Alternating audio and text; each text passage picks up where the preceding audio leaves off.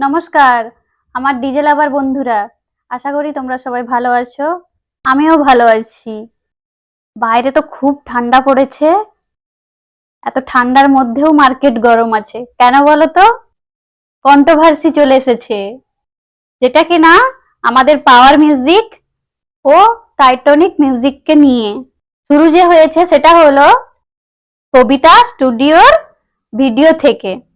আমার মনে হয় কবিতা স্টুডিওর ওই ভিডিওটা ছাড়া উচিত হয়নি।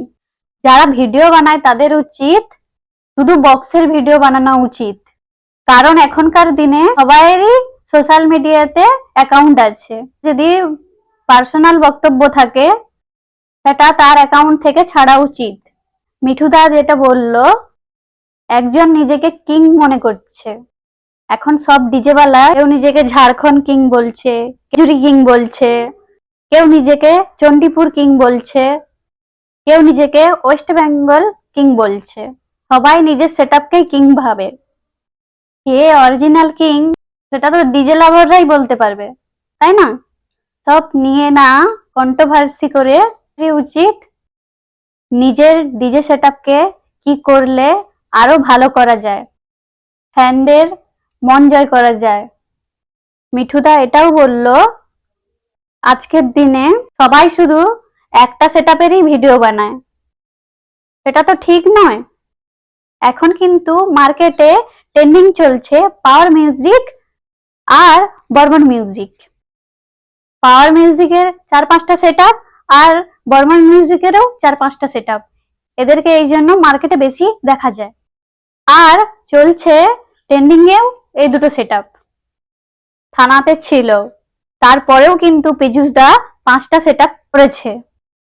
তোমার একটা সেটআপ থানাতে ছিল, তার জন্য তোমাকে মার্কেটে 8 মাস কেউ দেখতে পায়নি। যেটা মার্কেটে চলে তারই তো ফ্যান বেশি হয়। সুমনদা এটাও বলেনি যে তোমার সেট খারাপ বাজে। সুমনদা এটাও বলে যে ওয়েস্ট বেঙ্গলে সব সেটআপই ভালো।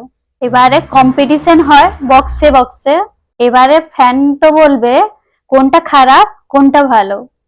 কম্পিটিশনে তো 10%ই লোক যায়, আর 90% তো সোশ্যাল মিডিয়াতেই দেখে। এবারে যার যত ফ্যান বেশি তাকেই তো সাপোর্ট করবে। কিছুদিন আগে আমাদের ইঞ্জিন ভ্যানকে ছিল ঠেলা বলেছিল বলে আমাদের সবাইয়েরই খারাপ লেগেছিল। আজকে তুমি সেটাকেই ভ্যান বলছো, এটা শুনে বাইরের লোকরাই তো মজা উড়াবে আমাদের। আমার মনে হয় সাউন্ডে সাউন্ডে কম্পিটিশন হোক। আমার মনে হয় নিজেদের মধ্যে বন্ধুত্ব রাখা উচিত। যেহেতু আমরা একই লাইনে কাজ করি, সোশ্যাল মিডিয়াতে এভাবে কন্ট্রোভার্সি না করে মিটিয়ে নিলেই ভালো হয়, সবকিছু তাড়াতাড়ি ঠিক হয়ে যাক। আর হ্যাঁ, আমার ডিজে লাভার বন্ধুরা, চ্যানেলটাকে সাবস্ক্রাইব করে পাশে থেকো। কারোর কিছু খারাপ লেগে যদি থাকে আমাকে ক্ষমা করে দিও।